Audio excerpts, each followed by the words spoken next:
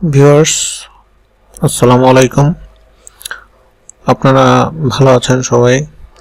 আজকে আর একটা সিম্পল একটা সার্কিট নিয়ে আপনাদের সামনে আসলাম। সেটা হচ্ছে জেনার ডায়োডের কাজটা কি, জেনার ডায়োড কেন ইউজ করি, জেনার ডায়োডের সিম্পল একটা ওয়ার্কিং দেখাবো জাস্ট। সেটা হচ্ছে আমাদের অনেক সময় দেখা যায় যে সোর্স ভোল্টেজ, অনেক সময় দেখা যায় যে আমাদের কাছে 24 ভোল্ট থাকতে পারে, অনেক সময় আমাদের কাছে 12 ভোল্ট থাকতে পারে, কিন্তু আমাদের যেটা হয় যে ডিভাইসটা আমরা চালাবো সেটার হয়তো অপারেটিং ভোল্টেজ 5 ভোল্ট হইতে পারে, বা যেটাই হোক। ওইসব ক্ষেত্রে দেখা যায় যে আমার কাছে তখন জেনার ডায়োডের খুব প্রয়োজন হয়ে পড়ে আর কি। তো এখানে দেখবেন যে আমি প্রোটিয়াসে আপনার একটা করেছি, সার্কিট ড্র করেছি। তো এইখানে দুইটা সার্কিট আছে। একটা সার্কিট হচ্ছে আমি লোড দিয়েছি, আর একটা সার্কিটের লোড দেইনি, লোড ছাড়া আছে। তো আমি যদি সিমুলেশনে যাই, দেখেন আমি এখানে 24 ভোল্ট দিচ্ছি, কিন্তু এখানে 12 ভোল্ট দেখাচ্ছে। তার কারণ হচ্ছে আমি এই জেনার ডায়োডটা হচ্ছে আমার 12 ভোল্টের। যখন এখান থেকে 24 ভোল্ট পাস হওয়ার পরে অতিরিক্ত যেই অংশটুকু থাকবে, অতিরিক্ত আমার ভোল্টেজটা হচ্ছে এদিক দিয়ে চলে যায়, সে গ্রাউন্ডে চলে যাবে। তো এইটার মাধ্যমে হচ্ছে যেটা হয় যে এখানে জেনার ডায়োড দিয়ে ভোল্টেজ ড্রপ করানো যায়, যথেষ্ট পরিমাণ ভোল্টেজ ড্রপ করানো যায়, এবং প্রায় অর্ধেক হয়ে গেছে, দেখুন অর্ধেক দেখাচ্ছে। এবং এইভাবে আপনারা খুব সহজে, যখন আপনাদের প্রয়োজন হবে যে আমার তো এই মুহূর্তে 24 ভোল্ট আছে কিন্তু আমার লাগবে 5 ভোল্ট, তো 24 ভোল্ট থেকে 5 ভোল্ট আনার জন্য আপনারা তখন জেনার ডায়োড ইউজ করতে পারেন। 5 ভোল্টেরও জেনার ডায়োড আছে, 5.1 এরকম বাজারে অ্যাভেলেবেল। আর কারেন্টের ইস্যু যখন আসে যে বেশি কারেন্ট প্রয়োজন, সেই ক্ষেত্রে জেনার ডায়োডের ওয়াটও হয়, বেশি ওয়াটের জেনার ডায়োডও আছে।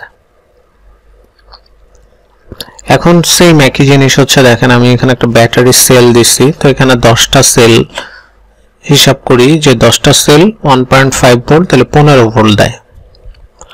তো 15 ভোল্ট দিলে এই 15 ভোল্ট, আর জেনার ডায়োডকে সবসময় হচ্ছে লোডের সাথে এই যে এইভাবে প্যারালালি কানেক্ট করতে হয়, লোড যেভাবে কানেকশন থাকে ঠিক সেভাবে একটা প্যারালালি কানেক্ট করতে হয়। তো প্যারালালি কানেক্ট করলে এই জেনার ডায়োডের এই অংশটা হচ্ছে অ্যানোড, আর এটা হচ্ছে ক্যাথোড। এখন দেখেন এদিক দিয়ে যাওয়ার পরে, ভোল্টেজটা এদিক দিয়ে যাওয়ার পরে সে এখানে গেল, যাওয়ার পরে অতিরিক্ত যে অংশটা থাকবে, আমি যেই ভোল্টেজটা আমার প্রয়োজন, কারণ আমার প্রয়োজন কত 12 ভোল্ট, ঠিক সেই 12 ভোল্টটা এখান দিয়ে চলে যাবে, আর 12 ভোল্টটা থাকবে। আমার সহজ কথায় যদি বলি, তাহলে হচ্ছে 12 ভোল্টটা সে সাপ্লাই দিয়ে দিবে আমার যতটুকু প্রয়োজন। আমার এই এলইডির এখানে 12 ভোল্ট এই যে দেখাচ্ছে মিটারে 12 ভোল্ট সে সাপ্লাই দিবে। অতিরিক্ত যেটা থাকবে সেটা হচ্ছে আপনার এই জেনার ডায়োডের এদিক দিয়ে যেয়ে সে গ্রাউন্ডে চলে যাবে।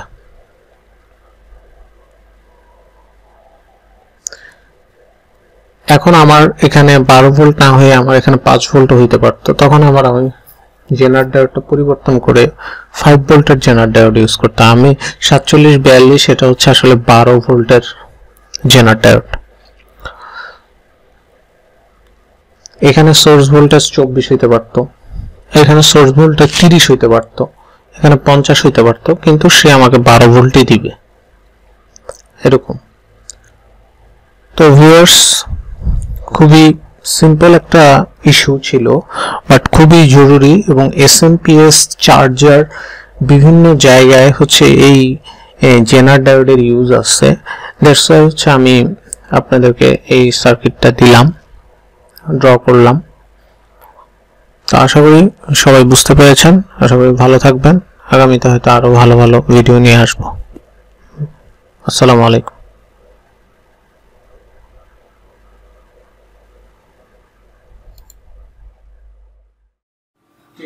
আপনাদের সবাইকে স্বাগতম।